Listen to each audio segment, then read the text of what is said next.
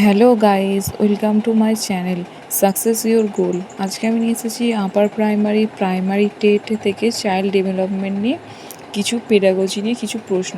তোমরা দেখো সেই প্রশ্নগুলি রাষ্ট্র সমাজায়নের ক্ষেত্রে কোন ভূমিকা পালন করে। অপশন নাম্বার 3, সামাজিক আচরণ গঠনকারী আইন, নীতিমালা এবং প্রতিষ্ঠান তৈরি করে। তোমরা দেখো এর সাথে সাথে আমি হিন্টসও দিয়ে রেখেছি, সেই হিন্টসগুলো দেখে নাও যাতে তোমাদের ক্ষেত্রে খুব উপকার হয় এবং পেডাগজির এই থেকেও প্রশ্ন আসতে পারে। ঠিক আছে, রাষ্ট্র সামাজিক আচরণ গঠনকারী আইন, নীতিমালা এবং প্রতিষ্ঠা করে জাতীয় শিক্ষানীতি বিভিন্ন রকমের দিক থেকে তা করে। দেখো পরের প্রশ্ন, দেখো সামাজিক অর্থনৈতিক উন্নয়নের জন্য বৃত্তিমূলক শিক্ষা কেন গুরুত্বপূর্ণ কেননা সামাজিক উন্নয়নের ক্ষেত্রে দেখো এটি ব্যক্তিদের কর্মসংস্থানের জন্য ব্যবহারিক দক্ষতা দিয়ে সজ্জিত করে। ঠিক আছে, তার জন্য কিন্তু বৃত্তিমূলক শিক্ষাটা খুবই গুরুত্বপূর্ণ। তার কি পয়েন্টসগুলো দিয়ে দিয়েছি, একেবারে বিশ্লেষণ করে দিয়েছি যাতে তোমাদের পেডাগজিটা পুরো কমপ্লিটভাবে হয়। তো দেখো এর আরও কী পয়েন্টগুলো রয়েছে তোমরা প্লিজ পজ করে দেখে নিও। এবং পরের প্রশ্নটা রয়েছে, দেখো শিক্ষায় সামাজিক সমন্বয়ের উদাহরণ কোনটি। অ্যাকচুয়ালি আমি বেশি লং ভিডিও করলাম না কেন, যাতে তোমাদের সময়টা বাঁচে। এর সঠিক উত্তরে দেখো বিভিন্ন ধরনের পরিবেশে ছাত্রছাত্রীদের সাথে মিথস্ক্রিয়া করার শিক্ষা লাভ করা একজন ছাত্র। ঠিক আছে, যাতে তোমাদের অনেকটা সময় বাঁচে। কি পয়েন্টসগুলো দেখো, এই মিথস্ক্রিয়া তাদের বৈচিত্র্য বুঝতে, পক্ষপাত দূর করতে এবং অর্থপূর্ণ সম্পর্ক গড়ে তুলতে সাহায্য করে। ঠিক আছে, তোমরা এই কি পয়েন্টসগুলো খুব ভালোভাবে পড়ে নিও। হ্যাঁ, পজ করে একটু দেখে নিও এবং যাতে তোমাদের পেডাগজি ক্ষেত্রে খুব কার্যকরী হয়। তার সাথে আমি হিন্টসগুলোও দিয়ে রেখেছি। দেখো দলগত কাজে জড়িত হওয়া থেকে ছাত্রছাত্রীদের নিরুৎসাহিত করা, তাদের সহযোগিতা এবং সমস্যার সমাধানের দক্ষতা বিকাশে বাধা দেয়, যা বাস্তব জীবনের সাফল্যের জন্য অপরিহার্য। তো কী কারণে হতে পারে বা কী হতে পারে না হতে পারে সে সমস্ত আমি ডিসকাশন করে দিয়েছি। নেক্সট প্রশ্ন দেখো, এনইপি 2020 ভারতের শিক্ষা সংক্রান্ত আশা পূরণের লক্ষ্যে কী করে। এনইপিটা তোমরা ফুল ফর্মটা জানো, ন্যাশনাল এডুকেশন পলিসি।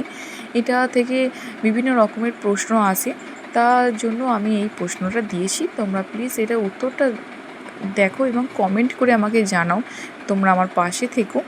এবং দেখো এর উত্তরটি হচ্ছে বহু বিষয়ক শিক্ষা দক্ষতা বিকাশের মাধ্যমে। দেখো আমি প্রত্যেক দিন সন্ধ্যে 7টার দিকে বিভিন্ন রকমের upper primary SSC, group C, group D সমস্ত রকমের দিক থেকে আমি প্রশ্ন তোমাদের এখানে প্রোভাইড করব। তোমরা প্লিজ আমার চ্যানেলটিকে ফলো করো এবং সাবস্ক্রাইব করে এবং লাইক করে দিও। এই কী পয়েন্টসগুলো দিয়ে রেখেছি, কী পয়েন্টসগুলো তোমরা একটু ভালো করে মুখস্থ করে নেবে। সব মুখস্থ করাটা ভুল, এটা তোমাদের একটু মনে করে পড়তে হবে, কেননা পরীক্ষা চলাকালীন এই সব পরীক্ষাতে মুখস্থ করাটা যায় না।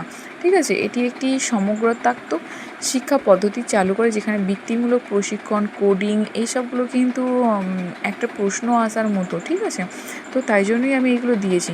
তো হিন্টসগুলো দেখে নেবে, হিন্টসগুলো কী লেখা রয়েছে। শুধুমাত্র তাত্ত্বিক জ্ঞানের উপর জোর দেওয়া নয়, এটি সামঞ্জস্যপূর্ণ নয়, যা প্রকল্পভিত্তিক, দক্ষতা ভিত্তিক এসব দেওয়া রয়েছে।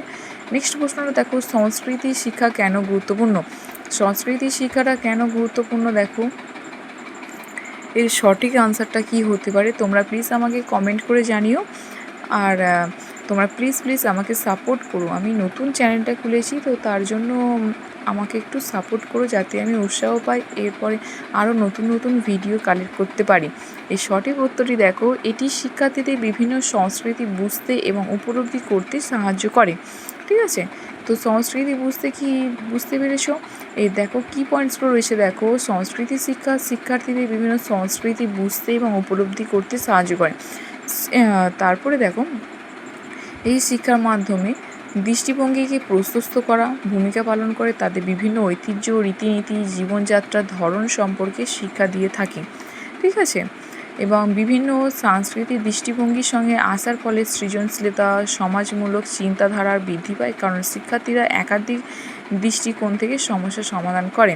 এর হিন্টসগুলো কী রয়েছে, দেখো আমি সব হিন্টসগুলো বা সব কীগুলো আমি বলছি না। ঠিক আছে, যেগুলো ইম্পর্টেন্ট আমার মনে হচ্ছে সেগুলোই বলছি, এবং তোমরা প্লিজ সবটাই দেখে নিও। ঠিক আছে, উদ্ভাবন এবং সৃজনশীলতায় বাধা দেওয়া, সংস্কৃতি শিক্ষা যে সাফল্য অর্জন করে তার বিপরীত, কারণ বিভিন্ন সংস্কৃতির সংস্পর্শে আসার প্রায় নতুন ধারণা উদ্ভাবন হয়।